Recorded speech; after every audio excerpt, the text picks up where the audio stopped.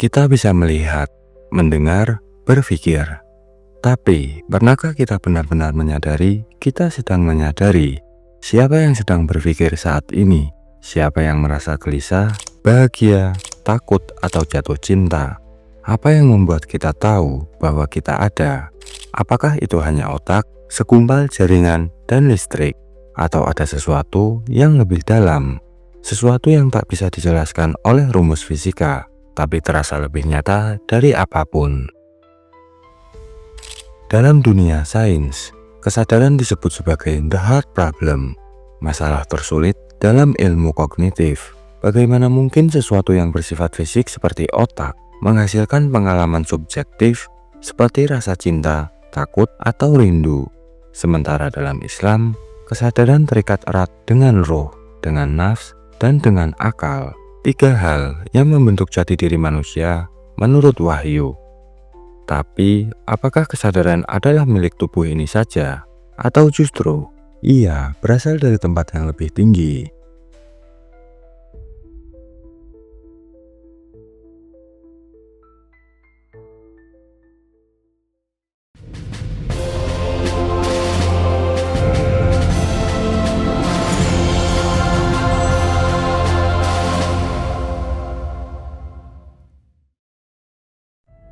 Kesadaran, kita hidup di dalamnya. Kita bangun dan langsung merasakannya. Pikiran yang bergerak, perasaan yang datang, dan suara batin yang tak pernah benar-benar diam. Namun, apakah kita benar-benar tahu apa itu kesadaran? Dalam filsafat modern, ada istilah yang disebut the hard problem of consciousness. Masalah ini pertama kali dipopulerkan oleh filsuf Australia David Chalmers. Pertanyaannya sederhana tapi dalam. Bagaimana proses fisik di otak bisa menciptakan pengalaman hidup subjektif? Mengapa impuls listrik dan zat kimia di otak bisa menghasilkan rasa takut? Mengapa pikiran bisa bermimpi atau mencintai? Selama ribuan tahun, manusia mencoba menjawab teka-teki ini, dan setidaknya ada 3 pendekatan utama dalam memahaminya. Menurut pandangan ini, semua aspek kesadaran, pikiran, emosi, bahkan spiritualitas adalah hasil dari aktivitas biologis dalam otak.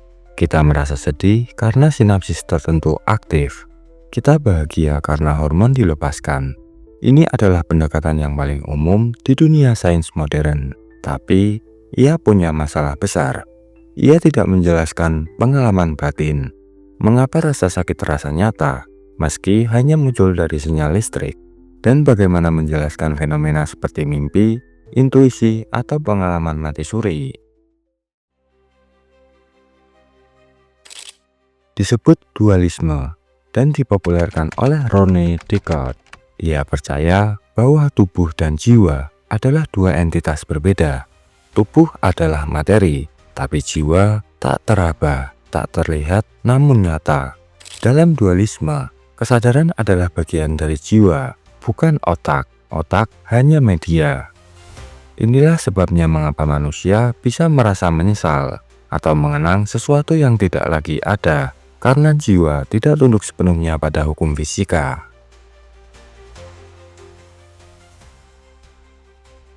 Panpsikisme, gagasannya sederhana tapi revolusioner. Kesadaran bukan hanya milik manusia, tetapi merupakan fitrah dasar alam semesta. Setiap partikel, setiap atom mungkin memiliki bentuk kesadaran yang sangat kecil. Kesadaran bukan produk sampingan dari materi, tetapi justru salah satu batu fondasi utama realitas. Terlepas dari pendekatan mana yang kita ikuti, satu hal menjadi jelas. Kesadaran adalah inti dari pengalaman manusia. Tanpanya, kita tidak bisa mencintai, tidak bisa memilih, bahkan tidak bisa bertanya, siapa aku? Dan dari sinilah kita mulai menyentuh sisi lain dari kesadaran, bukan dari sains, tapi dari wahyu. Karena ketika filsafat bingung dan sains terbatas, agama menawarkan sesuatu yang lebih dalam, yaitu makna.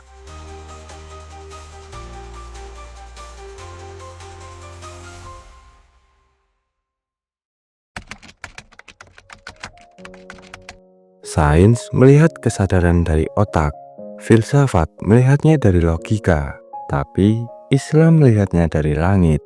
Dalam ajaran Islam, kesadaran bukan sekedar fungsi biologis, tapi bagian dari fitrah manusia, sebuah anugerah yang membedakan kita dari semua makhluk lain. Salah satu ayat paling penting dan misterius dalam Al-Quran datang dari surah Al-Isra ayat 85. Dan mereka bertanya kepadamu tentang roh. Katakanlah, roh itu termasuk urusan Rabbku, dan tidaklah kamu diberi pengetahuan tentangnya, melainkan sedikit.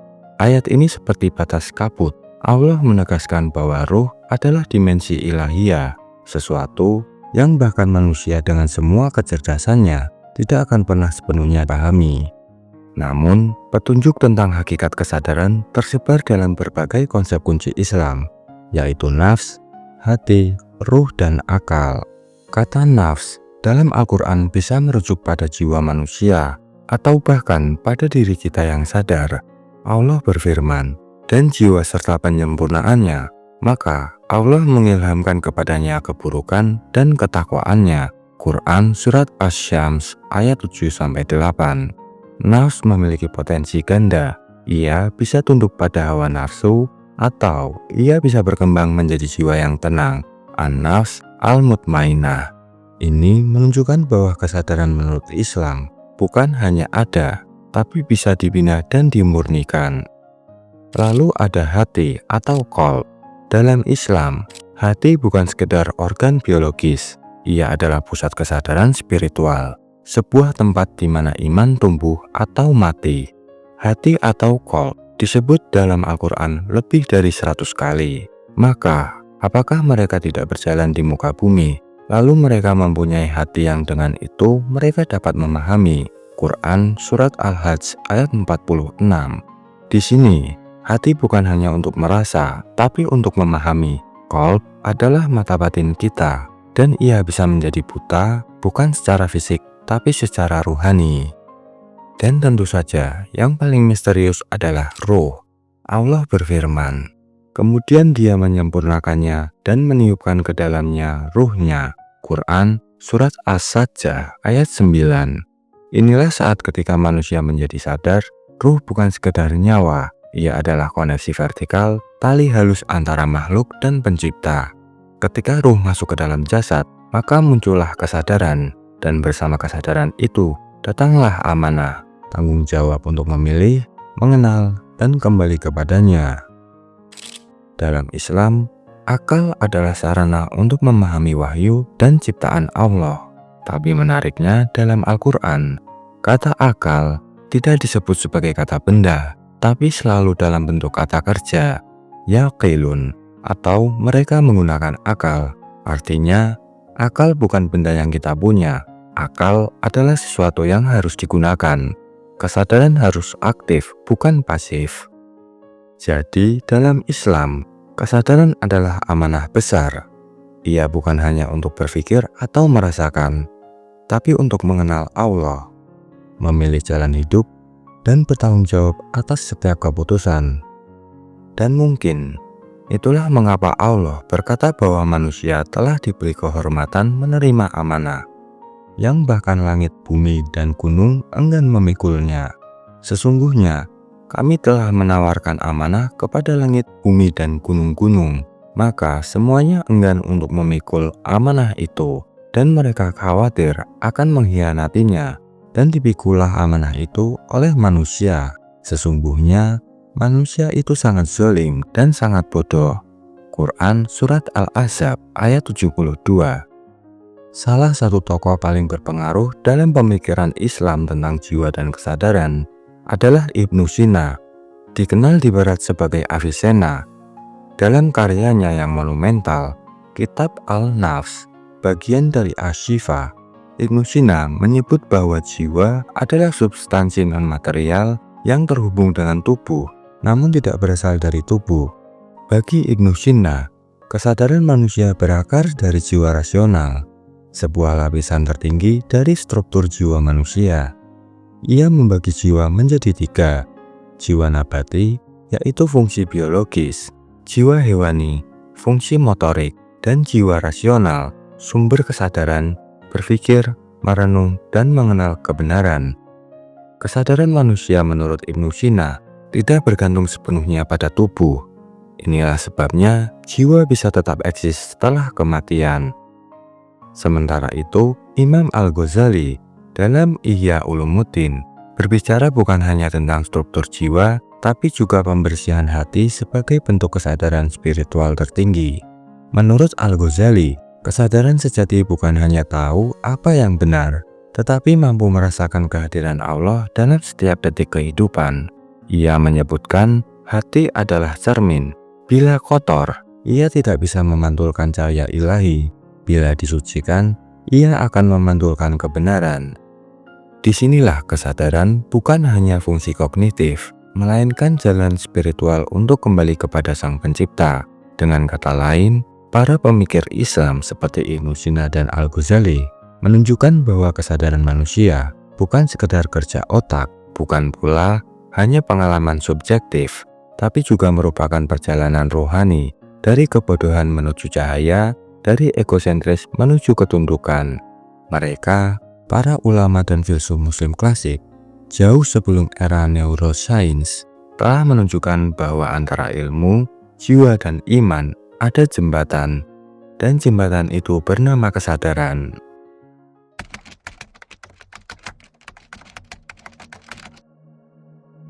Selama ribuan tahun, kesadaran adalah wilayah agama dan filsafat. Tapi kini, sains juga ikut menjelajahinya. Ilmu pengetahuan modern, terutama dalam bidang neuroscience, mencoba menjawab pertanyaan yang sama, bagaimana kesadaran muncul dari otak manusia. Namun, seiring kemajuan teknologi, satu hal jadi semakin jelas. Semakin dalam sains menggali otak, semakin misterius kesadaran itu terasa. Secara fisik, otak manusia adalah struktur kompleks. Lebih kurang 86 miliar neuron saling terhubung dengan lebih dari 100 triliun sinapsis. Setiap pikiran, emosi, dan ingatan diyakini sebagai hasil dari sinyal listrik dan reaksi kimia. Tapi, apa itu kesadaran? Apa yang membuat kita tahu bahwa kita sedang berpikir? Ilmuwan telah menemukan korelasi otak kesadaran seperti korteks prefrontal yang terkait dengan kesadaran diri dan keputusan moral. Korteks parietal posterior, yaitu pusat integrasi sensorik, dan talamus, gerbang pengatur informasi sensorik ke otak. Namun, ini semua adalah korelasi, bukan penjelasan kausal. Dengan kata lain, kita tahu bagian otak mana yang aktif saat sadar, tapi kita tidak tahu bagaimana atau mengapa kesadaran bisa muncul. Inilah yang disebut dalam filsafat sebagai the explanatory gap, jurang antara aktivitas otak objektif dan pengalaman subjektif. Contoh sederhana, kita tahu bahwa cahaya dengan panjang gelombang 650 nanometer menciptakan warna merah, tapi bagaimana sensasi merah itu terasa? Mengapa emosi tertentu terasa hangat atau menyakitkan? Ini disebut qualia, pengalaman batin pribadi yang tak bisa diukur. Dan disinilah sains mulai terbentuk tembok. Studi modern juga menyentuh wilayah yang dulu dianggap mistik, yaitu meditasi, mampu mengubah pola kesadaran secara terukur.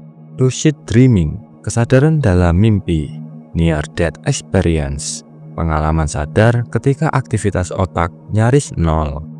Beberapa pasien yang mati suri mengaku melihat cahaya, mendengar suara, bahkan merasa melayang. Namun otak mereka secara medis dalam kondisi sekarat.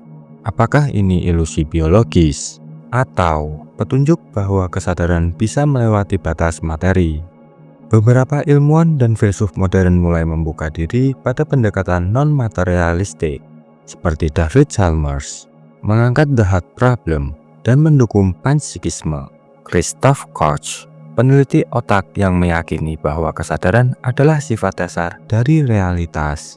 Giulio Tononi mengembangkan integrated information theory, yaitu ide bahwa kesadaran muncul dari kompleksitas dan integrasi informasi dalam sistem. Semua teori ini masih dalam perdebatan, namun satu hal mereka sepakati, kesadaran bukan sekedar kalkulasi di otak. Maka, Dari laboratorium hingga ruang pengamatan otak, ilmu pengetahuan modern mulai menyadari sesuatu yang telah lama dikatakan oleh agama, bahwa mungkin kesadaran bukan sesuatu yang bisa dimiliki, tapi sesuatu yang menjadi jembatan antara yang terlihat dan yang gaib. Dalam jurnal Nature Reviews Neuroscience tahun 2021, para peneliti menyoroti bahwa tidak ada wilayah otak tunggal yang disebut sebagai pusat kesadaran. Artinya, kesadaran adalah hasil dari aktivitas yang tersebar, bukan dari satu atau pusat kendali tertentu.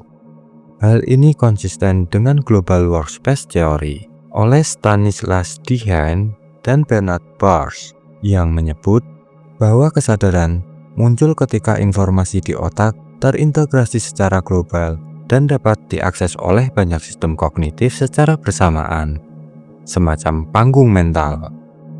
Penelitian terhadap pasien dalam kondisi vegetatif dan minimally conscious state memberikan banyak data mengejutkan. Dalam studi yang diterbitkan oleh The Lancet Neurology, seorang pasien dalam keadaan koma selama 5 bulan menunjukkan respon otak yang sama seperti orang sadar saat diminta membayangkan bermain tenis. Ini membuka pertanyaan besar, apakah kesadaran bisa tetap hidup meski tubuh tak merespons? Sebab itu, berarti kesadaran bisa tetap eksis dalam diam. Teori yang kini banyak dibahas oleh Integrated Information Theory oleh Giulio Tononi.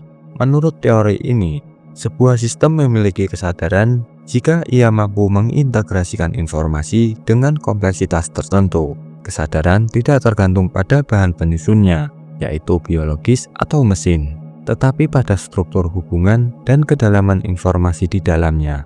Ini membuat kita bertanya, apakah suatu hari mesin bisa menjadi sadar? Apakah kesadaran mungkin bukan milik eksklusif otak manusia?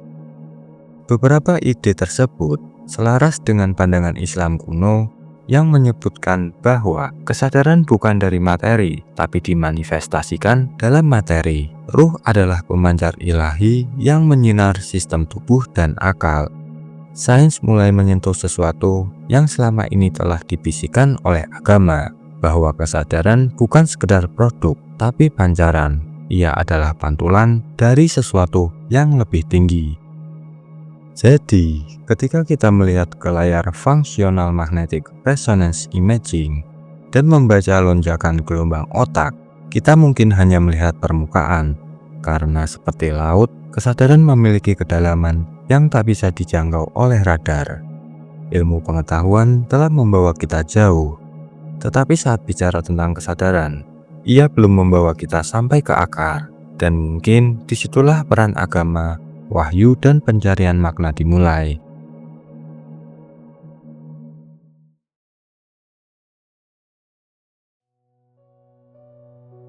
Di satu sisi laboratorium, dengan mesin fMRI, elektroda, dan rumus matematika.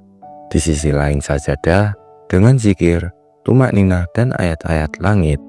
Sekilas keduanya tampak berbeda, tapi ketika bicara tentang kesadaran, sains dan Islam bicara tentang hal yang sama, dengan bahasa yang berbeda. Ilmu saraf mengatakan, kesadaran adalah proses terintegrasi, rumit, dan tak sepenuhnya bisa diukur. Islam mengatakan kesadaran adalah amanah, datang dari ruh dan bertanggung jawab pada Yang Maha Tahu. Keduanya sepakat bahwa kesadaran bukan sekedar gerak biologis, kesadaran membawa tanggung jawab dan kesadaran menentukan arah hidup manusia. Dalam Islam ada dua sumber pengetahuan utama. Yang pertama, ayat kauniyah, ayat-ayat alam semesta. Yang kedua, ayat Qur'aniyah, wahyu langsung dari Allah Subhanahu wa Ta'ala. Keduanya tidak bertentangan. Sebaliknya, keduanya adalah jendela untuk memahami realitas. Ilmu pengetahuan modern adalah alat untuk memahami ayat kauniyah, seperti struktur otak, sinyal saraf, dinamika persepsi. Sementara wahyu memberikan arah, mengapa kita memiliki kesadaran dan untuk apa ia diberikan. Bayangkan, jika kita hanya mengandalkan sains, kita bisa menjelaskan bagaimana kesadaran bekerja, tapi kehilangan mengapa ia penting. Dan jika hanya mengandalkan iman, kita memiliki tujuan, tapi mungkin kekurangan data tentang sistem yang membawa kita ke sana. Maka, bayangkan kekuatannya. Ketika akal dan iman berjalan bersama, bukan saling mengalahkan, tapi saling menerangi. Sains berbicara dalam statistik dan eksperimen. Agama berbicara dalam makna dan hikmah. Tapi sejarah Islam pernah menunjukkan bahwa keduanya bisa berpadu. Di era keemasan peradaban Islam, ulama seperti Al-Farabi, Ibnu Sina dan Al-Ghazali hingga Iqbal membuktikan bahwa spiritualitas dan logika bukan lawan, tetapi dua sayap untuk terbang lebih tinggi. Kesadaran bukan milik eksklusif sains, juga bukan milik eksklusif iman. Ia adalah jembatan yang menghubungkan ciptaan dengan Sang Pencipta dan ilmu dengan makna. Mungkin disinilah kita benar-benar memahami maksud dari firman-Nya. Kesadaran, ia hadir saat mata terbuka. Ia berbicara dalam diam, ia bertanya, bahkan ketika kita tak punya jawaban. Dalam semua pembahasan, dari neuron yang menyala hingga ruh yang ditiupkan, kita menemukan satu hal, bahwa kesadaran adalah cermin. Melalui cermin itu, kita mengenal dunia, tapi juga mengenal diri. Dan ketika kita benar-benar melihat ke dalam, bahwa hidup ini lebih dari sekedar rutinitas, lebih dari sekedar stimulus dan respons. Hidup adalah tentang memilih, dan hanya makhluk yang sadar yang bisa memilih. Dalam Islam, kesadaran bukan hanya anugerah, tapi juga amanah. Ia diberikan bukan kepada batu, bukan kepada bintang, bukan kepada malaikat, tapi kepada kita, manusia. Amanah itu adalah kesadaran, dan dengannya datang pula tanggung jawab untuk mencari kebenaran dan untuk kembali kepada Sang Maha Pencipta. Pada akhirnya, pertanyaan besar itu akan tetap datang menghampiri kita. Apa yang terjadi pada kesadaran kita setelah kita mati? Sains mungkin belum punya jawaban, tapi Islam menjawabnya dengan harapan bahwa ruh tidak hilang, ia kembali, bahwa kesadaran tidak punah, ia beralih, dan bahwa apa yang kita tanam selama hidup akan menjadi cahaya atau beban bagi jiwa kita nanti. Kesadaran adalah pintu. Pertanyaannya bukan lagi apa itu kesadaran, tetapi apa yang akan kamu lakukan dengan kesadaran yang kamu punya.